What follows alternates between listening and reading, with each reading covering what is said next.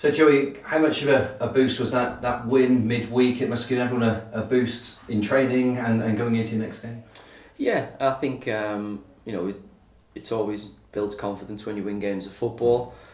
I think for us, it was just a case of getting the season off and running. We were very, very confident as a group, and we didn't think at any point, we'd just drop into this division and we'd be Real Madrid. We'd just start beating everyone. We knew that it was going to be a tough opening to the season because of how many new faces we had in the building, and also, the different stages they were at, whether it was via the pre-season, the disrupted pre-season that they'd had, or whether it was lads who'd missed time with COVID. It was strange old pre-season to say the least, but thankfully Tuesday night I think the lads showed glimpses of what they're capable of.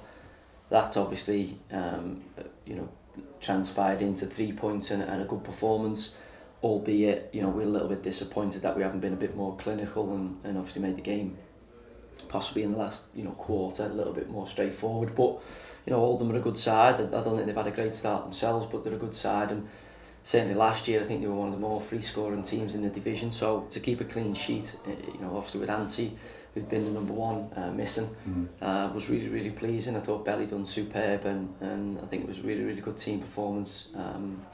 Again, we'd want to probably put a second or third goal certainly in the first period when we were in the ascendancy.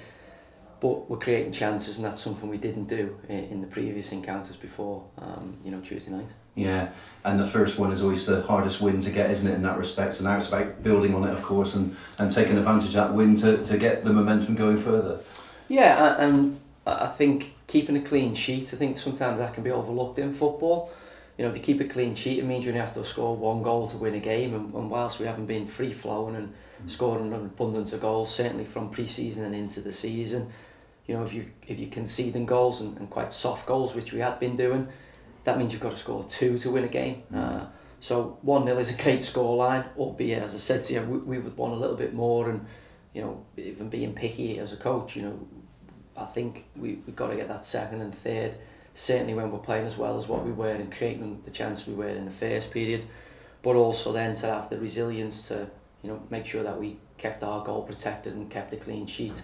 I think that sends good messages both ways, because it says to the front line, if you get us a goal, we can hang on to it and maximise the opportunity, but also we get now the confidence of the front side of the team going, okay, we can rely on the defence to shut it and the goalkeepers to shut the team out, and we've got to build on that.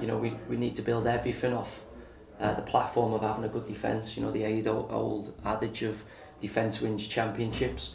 If you speak to the strikers, they'll probably debate that, but there is a lot of truth in that saying, because again, I've been part of sides where you've had a solid defensive platform, and luckily we've had a goal scorer, and whether that was Gignac at Marseille, we had 22 1-0 wins in that season in France, or QPR where we had Charlie Austin and we had I think 17 or 18 1-0 wins to get promoted that season. So I know how vital it is that the defence is solid. When the defence is solid, it tends to take the pressure off the attack and vice versa. So Tuesday was really positive for lots of reasons. We felt it was coming. Key performance indicators that we use were there, albeit chances created, ball retention, ball possession wasn't so much. We simplified what we were trying to do Tuesday night, and I think the lads really, really benefited from that and performed well. Yeah, and talking of goals, it must be nice to have sort of like your options almost back to full strength, isn't it, with players coming back and being available again now, with Brett Pittman and players like that, Rob Mamo back in the mix. Yeah, and we've still got lads to come back into it. Obviously Alex Rodman got 90 minutes the other day. That probably wasn't scheduled. We've still got Trevor Clark to come back into that. You've got Sammy Nicholson coming back in fully fit, Brandon Hanlon to get back to fitness, as you rightly pointed out, Brett, who I think's about I would have to say 50% fitness, if I'm honest. He's had no pre-season, obviously with what happened at Swindon. It was quite disruptive there, and then when he's come in, he's had a little bit of an issue, and that's still going to rumble on. We're in a strange situation with Brett where he's got a tendon that you don't actually need to play football, 3/4 of the way torn. It needs to tear, but the only way we can tear that is by pushing him harder. When that goes, he'll be 7 to 10 days, and then he'll be absolutely fine. So it's bizarre, but if you look at Brett, you know, he's maybe not the most athletically aesthetic on the eye, but you know, we brought him in to score goals, and you know, he's trained one session and said, no, I want to be on the bench. I think I can make an impact, even if it's only for 10 or 15 minutes. And because we've got, you know, a shortage of seniority in that area, you know, he was able to come on and obviously get 20 minutes. So he will probably be a period of time before we go, okay, that's Brett fully fit, and we've got to, you know, protect him as best we can, because we've brought him here not just for 2 or 3 games. We've brought him here to, you know, be a massive contributing factor in us being successful this season. So yeah, we're getting more bodies back, and you know, we've still got a bit of work to do, I think, in obviously the transfer market. Yeah, and talking of which, I mean, Brandon Hanlon, you're probably fed up with being asked questions about him. Is there any update in him and your plans to maybe, if you do lose him, of course, bring in replacements, etc.? Well, that's the challenge, isn't it? I mean, you know, talking about him, we've obviously had another club, I think, bid for him. Obviously, more, they've offered us slightly more than what Lincoln had, another League One side, and there's clearly interest in him. I mean, the problem we've got is he's got a year left on his deal, so contractually it's not a superb position for a club. I'm in a good position as a manager in terms of I don't have to sell him, although, you know, you want players who want to be at the football club, and Brand's been superb, to be honest. You know, his attitude's been great this week. I think he understands the situation we're in. We're always transparent with the players and speak to them as openly as we can, and you know, last thing I want is an unhappy player.